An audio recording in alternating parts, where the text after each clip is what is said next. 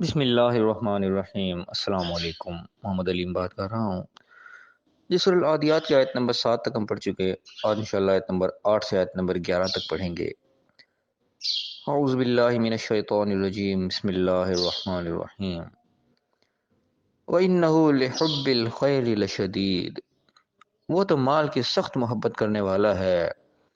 افلا يعلم اذا بعثر ما في القبور، کیا وہ اس وقت کو نہیں جانتا کہ جو مردے قبروں میں ہیں وہ باہر نکال لیے جائیں گے۔ وَحُصِّلَ مَا فِي الصُّدُورِ، اور جو بھید دلوں میں ہے وہ ظاہر کر دیے جائیں گے۔ إِنَّ رَبَّهُمْ بِهِمْ يَوْمَئِذٍ لَخَبِيرٌ، بے شک ان کا پروردگار اس روز ان سے خوب واقف ہوگا۔ یہ سورہ العادیات کی آیت نمبر 8 سے آیت نمبر 11 تک میں آپ کے سامنے پڑھی، اور جو ترجمہ میرے سامنے بریکٹوں کے ساتھ لکھا تھا میں نے پڑھ کے سنا دیا۔ اب دیکھتے ہیں ان آیات میں ہمارے لیے کیا سبق ہے۔ اس سے پچھلی آیات میں کل ہم پڑھ رہے تھے کہ تذکرہ آ رہا تھا جہاں ہماری سورہ عادیات جو شروع ہوئی تھی، اس میں کچھ گھوڑوں کا تذکرہ کر کے اللہ تعالیٰ نے ان کے ایک قسم کا کوئی قسمی انداز اپنایا، ان کے گواہی ڈالتے ہوئے انسان کے بارے میں یہ فرمایا تھا کہ انسان جو ہے وہ اپنے رب کا نہایت ہی ناشکرہ ہے۔ یعنی انسان کو اللہ تعالیٰ نے کتنی نعمتیں دی لیکن انسان اس کا شکر ادا نہیں کرتا۔ ان جو اللہ تعالیٰ نے اختیارات دیے ہیں، جو اس کو طاقت دی، اس کو غلط استعمال کرتا ہے، اور خود ہی اس کے اوپر گواہ بھی ہے، اس کو پتہ ہے کہ میں کہاں کہاں نافرمانیاں کر رہا ہوں۔ تو یہ آیات ہم کل پڑھ رہے تھے، اسی کا سلسلہ مزید آج کی آیات میں بھی چلا ہے۔ مزید اللہ تعالیٰ نے فرمایا کہ وَإِنَّهُ لِحُبِّ الْخَيْرِ لَشَدِيدٌ، وہ تو بھلائی کی اور مال کے محبت میں بہت شدت پسند ہے، یعنی کہ وہ چاہتے ہیں وہ ساری بھلائیاں میرے پاس اکٹھی ہو جائے، ساری خیر مجھے ہی مل جائے، سارا مال مجھے ہی مل جائے۔ اس محبت میں، اس کے چکر میں وہ دوڑا پھر رہا ہے اور رب کی نافرمانیاں کرنے پر تلا ہوا ہے۔ پھر اللہ نے فرمایا وہی آخرت کی طرف بھی توجہ دلائے گا، فَلَا يَعْلَمُ إِذَا بُعْثِرَ مَا فِي الْقُبُورِ، بھلا وہ جانتا نہیں کہ جو کچھ قبروں میں ہے جب وہ نکل آئے گا، ایک دن ایسا آئے گا کہ جو کچھ قبروں کے اندر چلا گیا کہ دنیا ساری کی ساری دنیا سے جا رہی ہے، آخر قبروں میں جا رہی ہے، اپنے اپنے آخرت کی طرف جا رہی ہے۔ ایک دن انہوں نے باہر بھی نکلنا ہے، سب نے پھر اللہ کے سامنے حاضری ہونا ہے کہ اس چیز کو وہ بھولے بیٹھا ہے۔ وَحُصِّلَ مَا فِي الصُّدُورِ، جو کچھ دلوں کے اندر جو بھی چھپا ہوا ہے وہ سب کا سب باہر آ جائے گا، جو کچھ دلوں کے اندر موجود ہے جب انسان نے چھپا رکھا ہے، ظاہر نہیں کرتا لوگوں پر، وہ آخر ایک دن ظاہر ہو جانا ہے۔ ایک وقت ایسا آنا ہے کہ سب کچھ جو ہے وہ عیاں ہو جائے گا، کوئی چیز چھپی نہیں رہے گی۔ فَإِنَّ رَبَّهُمْ بِهِمْ يَوْمَئِذٍ لَخَبِيرٌ، اس دن جو ہے وہ جو دن ہے ان کا رب تو اس سے خوب خبردار ہے، یعنی کہ وہ دن جو ہے تمام چیزیں جو ہیں وہ خبریں ایسے نکل کے سامنے آ جائیں گی، تمہارا رب تو اس سے خوب خبردار ہوگا۔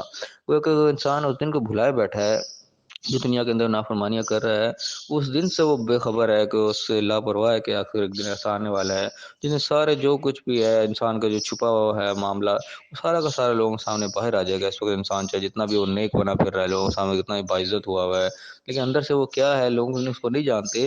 لیکن ایک دن آخر ایسا آنا ہے کہ اس دن اللہ کے سامنے حاضری ہوگی، اور جو بھی وہ چھپی ہوئی چیزیں سب کے سب سامنے آئیں گی، کوئی چیز انسان اس سے چھپا نہیں سکے گا، کوئی چیز جو ہے مخفی نہیں رہے گی۔ تو اس دن کو جس شخص نے بھلا دیا تو وہ پھر جو اپنی مرضیوں میں لگ جاتا ہے، لیکن جو اس کو یاد رکھے گا اس دن کو، تو وہ یقینی طور پہ اس دن کا احساس رکھ کے چلے گا، تو اللہ کی نافرمانیاں اس سے نہیں ہوں گی اور ناشکریاں اس سے وہ نہیں سرزد ہوں گی۔ تو بارہ فی الحال ہم یہ تک پڑھیں گے، بنا آیت کے اندر جو مین پوائنٹس ہیں ان کے اوپر پھر نگاہ ڈال لیں۔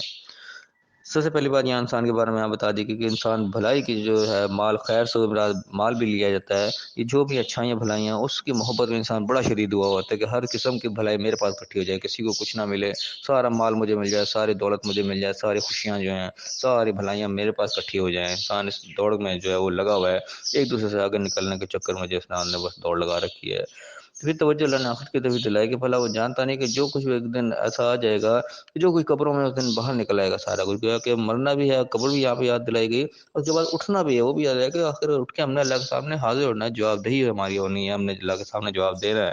اس چیز کو بھلا انسان جانتا نہیں ہے، اور ہم دیکھیں تو ہر شخص جانتا ہے، کون شخص ہے جس کو اس نہیں پتا؟ جو بھی انسان بےایمانی کر رہا ہے، کسی کا مال لوٹ رہا ہے، کچھ بھی ہو رہا ہے، اس سے بھی تنہائی میں بیٹھ کے پوچھا جائے گا بھائی مرنا نہیں آخر اللہ کا جواب نہیں دینا ہے، وہ مانے گا ہاں واقعی دینا ہے، اس چیز کا پتہ ہے، کوئی ایسا نہیں کہ اس سے بے خبر ہے، پھر اس کے باوجود بس وہ اس کے اوپر ایسے شیطانیت چھائی ہوئی ہوتی ہے، وہ اس نے اگنور کر رکھا ہوتا ہے۔ تو انہوں نے یہ بتایا کہ وہ جانتا نہیں جب کچھ نکلے گا، اور پھر جو سینوں کے اندر چھپی ہوئی چیز ہے وہ بھی باہر آ جائیں گی سامنے، کوئی چیز پھر وہ چھپی ہوئی نہیں رہی، کسی کے لیے دن میں کوئی کینہ تھا، کوئی حسد تھا، کوئی کسی کے ساتھ جیلسی تھی، جو کچھ بھی تھی وہ سب کچھ باہر نکل کے آ جائے گا۔ انسان جو اوپر سے نظر آ رہا تھا اندر سے وہ کیا تھا، وہ بھی سارا کچھ آخر ایک دن ظاہر ہونا ہے۔ اور اللہ نے بتا دیا کہ تمہارا رب جو ہے ان کا رب وہ اس دن سے خوب خبردار ہے کہ آخر ایک دن تو ایسا آنا ہی آنا ہے۔ اللہ تعالیٰ نے تو اس دن کو نہیں بلایا، اللہ تعالیٰ بار بار یاد دلا رہا ہے، انسان ہے جو بھلائے بیٹھا ہے اس کو، اور اپنے جو ہے وہ شیطانیوں کے اندر لگا ہوا ہے، اور وہ دن اس کو یاد نہیں ہے۔ اللہ تعالیٰ میں سمجھنے کی توفیق عطا فرمائے. آخری آیات جو چل رہی ہیں، آخری صورتیں جو چل رہی ہیں، خاص طور پہ ان میں جو ہے آخرت کو فوکس کیا جا رہا ہے، قیامت کے دن کو فوکس دیا جا رہا ہے. ادھر توجہ دلائی جا رہی ہے کہ دنیا آخر عارضی ہے، یہ چھوڑ کے ہم نے آخرت جانا ہے، تو آخرت کی تیاری کی جائے. ہر سورج مہلت تھوڑی سی ہمیں ملی، آخر ایک دن ختم ہو جانی ہے، اسی لیے ملے کہ آخرت کی ہم تیاری کریں. اللہ تعالیٰ میں صحیح سمجھنے صحیح عمل کرنے کی توفیق عطا فرمائے اور دنیا آخرت دونوں کا کامیاب فرمائے. آمین. السلام علیکم.